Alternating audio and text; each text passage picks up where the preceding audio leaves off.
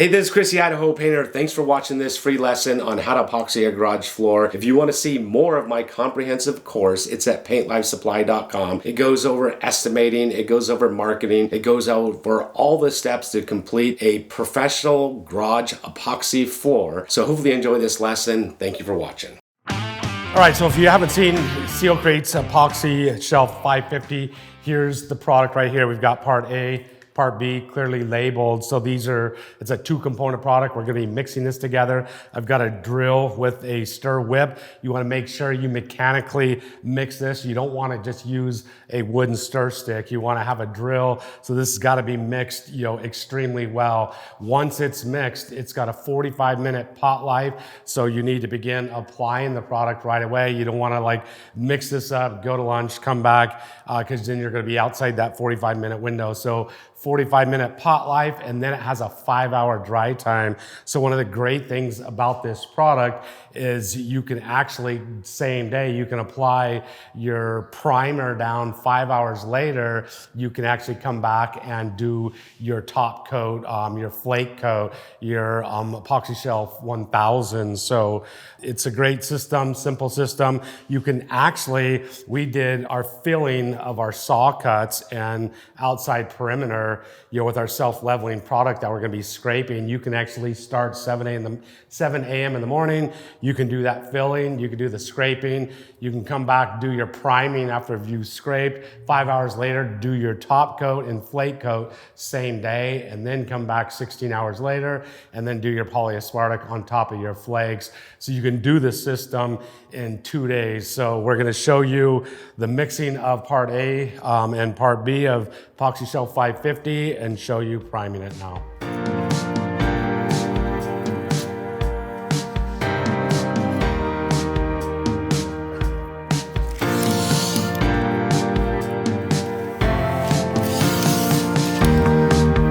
Before we begin our mixing, we want to make sure we have everything laid out, A, B, A, B.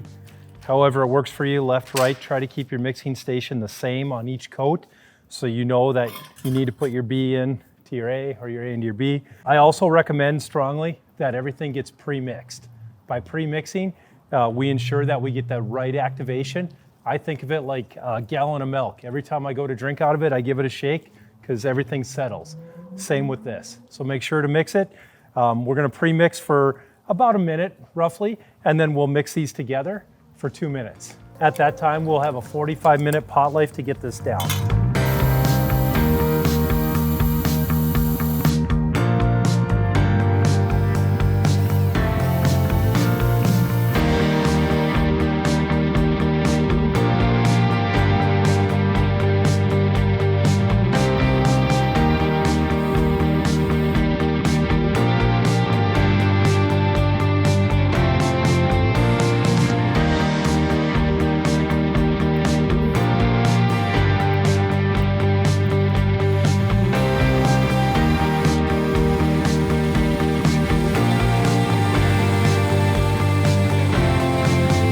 An important thing we did here today was we also kept the material out of the sun, allowing it to stay at a workable temperature so we didn't decrease or increase our working time and our cure times.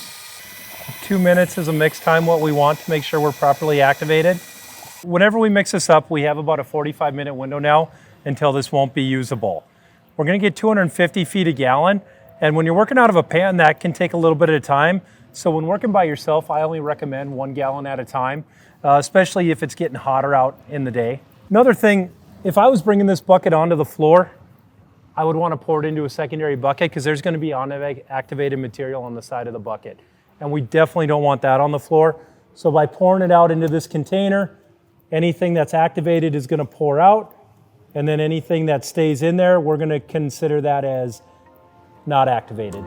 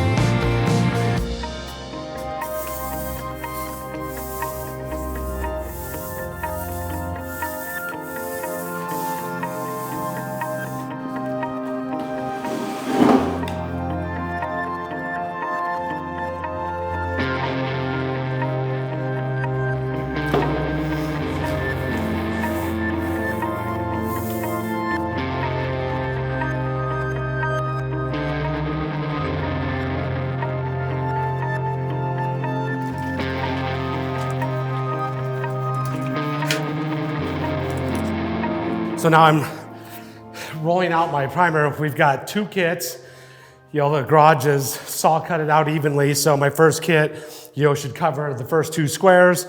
So as I'm working down, I can just see, I'm definitely gonna have enough to get these first 2 squares with my first kit. You gotta work quick. We're doing our stem walls, brushing our stem walls out, and then rolling right along. So applying this primer, nothing special. You just want to get a good, nice, even coat on it. You don't have to worry about just doing any special layout or anything. I'm just rolling up and back and getting it covered 100%. So I'm just using a wide chip brush too, a throwaway chip brush. This is a 4-inch chip brush to do the brush in here. Don't have to use anything special, just gonna be thrown away. So don't wanna use an expensive brush at all. And I'm bringing it out far enough that I don't have to risk my roller hitting the walls. We are gonna be putting cove base in here and painting the garage, so I'm not concerned about getting it on the wall, but if you're not painting the garage, pay particular attention. Customer doesn't have any paint for you to do touch-ups with. You could end up painting their entire garage for free.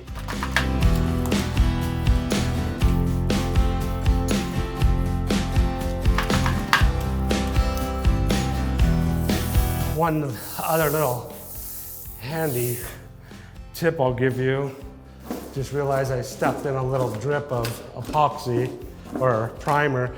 I usually have a drop cloth setting right outside the garage that I can step out and onto just in case I get any primer or epoxy on my shoes, so I'm not stepping it outside the garage, because that could be a problem.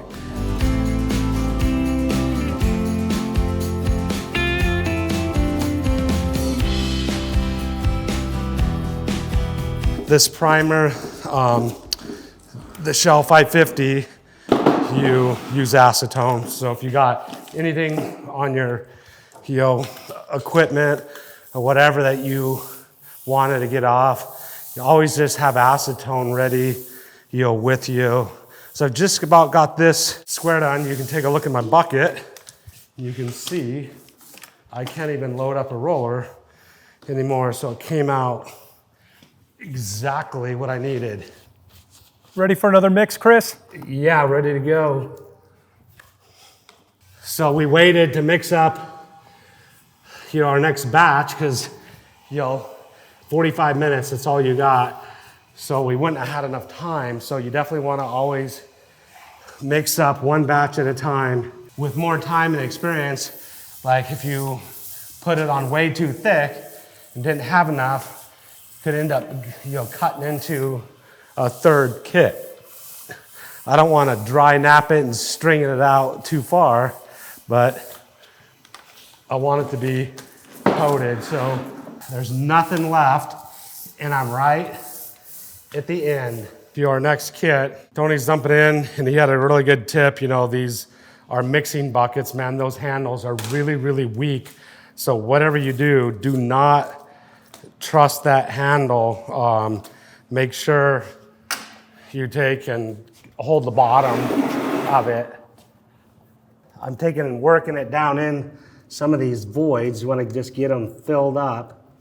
If you fill them up now, you won't have to fill them up with doing your epoxy coat. The flakes will cover a lot of it, but I still want to get that stuff filled in.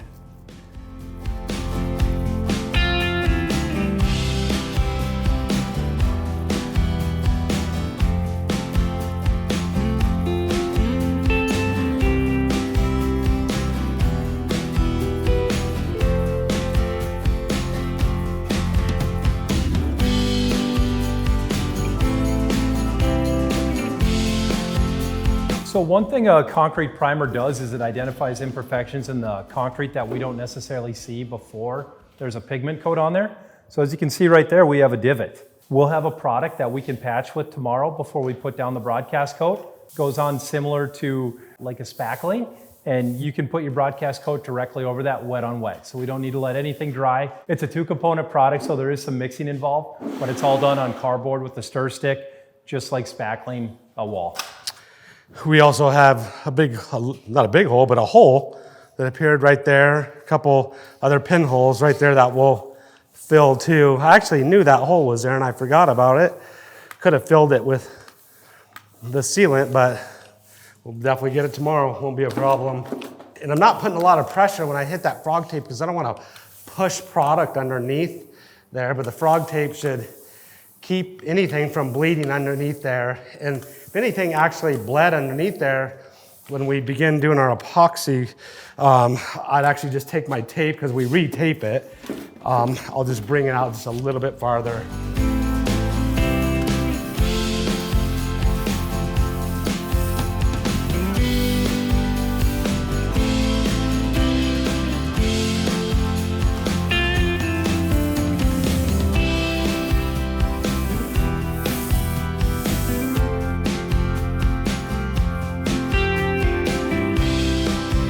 I don't want to, leave this down, so I'm just going to pull this up, and you'll see how well my frog tape performed. Nothing bled underneath. I got a nice sharp line. My garage door shouldn't touch that primer. And I snap my line inside of the weather strip of the door.